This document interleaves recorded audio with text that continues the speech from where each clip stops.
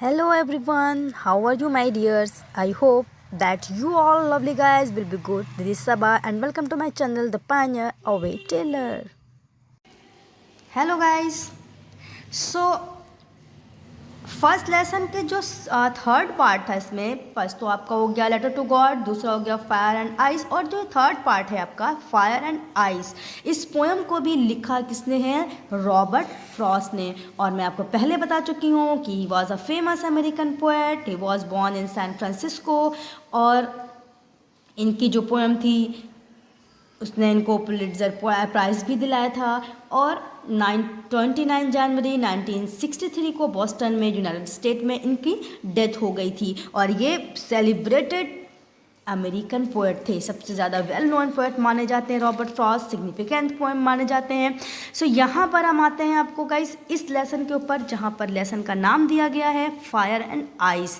So let's start the poem. Some say the world will end in fire, some say in ice. ऐसा कहा जाता है guys कि जो व्यूज़ है, कंट्रेरी व्यूज़ हैं, ऐसा माना जाता है कि जो ये वर्ल्ड का एंड होगा यानी जो दुनिया ख़त्म होगी तो कुछ लोगों का कहना है कि ये फायर से होगी, आग से होगी, और कुछ लोगों का ऐसा कहना है कि ये बर्फ़ से होगी यानी कि ठंडी होकर के होगी। तो ये जो थ्योरीज हैं ये क्या करती हैं? वर्ल्ड को बेस्ड ऑन सिग्निफिकेंट थ्योरीज बांट देती हैं, पॉसिबल डिस्ट्रक्शन में आइडिया दे रही है दोनों अलग चीज़। कुछ लोगों का कहना है कि फायर से होगी, ऐसे दुनिया की जो खात्मा जो दुनिया की जो एंडिंग होगी वो आइस से होगी, कुछ का कहना है फायर से होगी।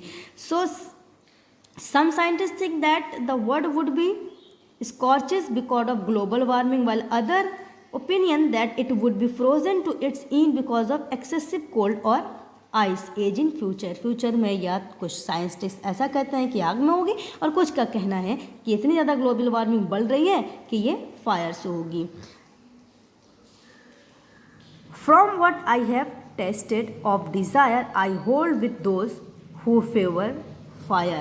लेकिन यहाँ पर क्या किया? पोएट ने यूज़ किया फायर को और आइस को एक सिम्बलिकली पोएट किया है और उसको एसोसिएटिंग करते हुए डिफरेंट इमोशन दिया है यहाँ पर पोएट ने। जैसे इन्होंने एक रिप्रेजेंट किया, इनका कहना ऐसा है, पोएट का ऐसा मानना है कि जो फायर है वो क्या करती है? रिप्रेजेंट करती है वायलेंसी को, ठीक है, वायलेंस को रिप्रेजेंट करती है, फेरी पैशंस को करती है, एंगर जैसे फेरी पैशंस यानी कि हमारा एंगर हो सकता है, क्रूअल्टी हो सकती है, ब्रूटैलिटी हो सकती है, यानी कि जितने भी जो हमारे इमोशंस हैं जो किसी भी चीज़ को ख़त्म कर देने का, किसी भी चीज़ को ख़राब कर देने का, रूइन कर देने की शक्ति रखते हैं, वो सब फायर रिप्रेजेंट करती है, ऐसा मानना है रॉबर्ट फ्रॉस्ट का। लेकिन और जो डिस्ट्रक्टिव पैशंस होते हैं वो क्या करते हैं? ह्यूमन बीइंग को क्या करते हैं? मे the end of the world. जब ऐसे ह्यूमन बीइंग्स करने लग जाएंगे, वायलेंस करने लग जाएंगे, गुस्सा करने लग जाएंगे, क्रुएल्टी हमारे अंदर आ जाएगी, तो ये तो वैसे ही वर्ल्ड का जो एंड ऑफ द वर्ल्ड है वो तो वैसे ही हमारे लिए संसार को ख़त्म करने का संदेशा ले आएगी। दूसरी तरफ सेम वेज वो रिप्रेजेंट करते हैं आइस को भी। क्या कहते हैं? आइस रिप्रेजेंट करता है कोल्ड फीलिंग को, जैसे हैटर्ड है, जेलसी है, हमारी अपैथी है, सेल्फिशनेस है। यानी दोनों को इन्होंने एक सिंबल की तरह से यूज़ किया और दोनों को इन्होंने बताया कि दोनों की जो फीलिंग्स होती हैं वो सेम होती हैं। एक तरफ ज़्यादा होता है, एक तरफ कम, वो भी नहीं होता, वो ठंड के साथ यानी कि उसमें जो ठंडक होती है वो उसका इफ़ेक्ट होता है और जो गर्मी होती है वो उसका इफ़ेक्ट होता है।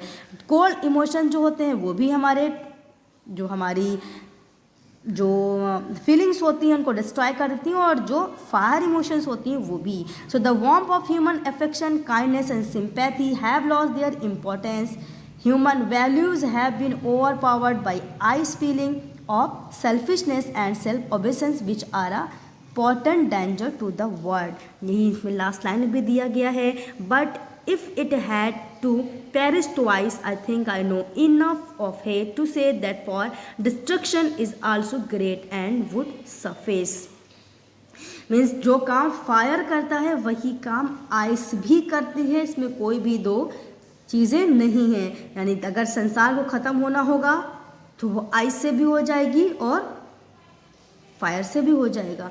सो यहाँ पर जो पोएट ने अपना एक जो मेथड वो किया है, इन्होंने अपनी जो ओपिनियन रखी है वो सीधे कहते हैं that ice being a potential force would also be equally destructed. जो फायर डिस्ट्रक्ट करती है सेम उसी तरह आइस भी डिस्ट्रक्ट करती है, तो दोनों का जो काम है वो सेम है। तो चाहे इस संसार का खात्मा फायर से हो या आइस से हो, इस संसार को ख़त्म होना ही है।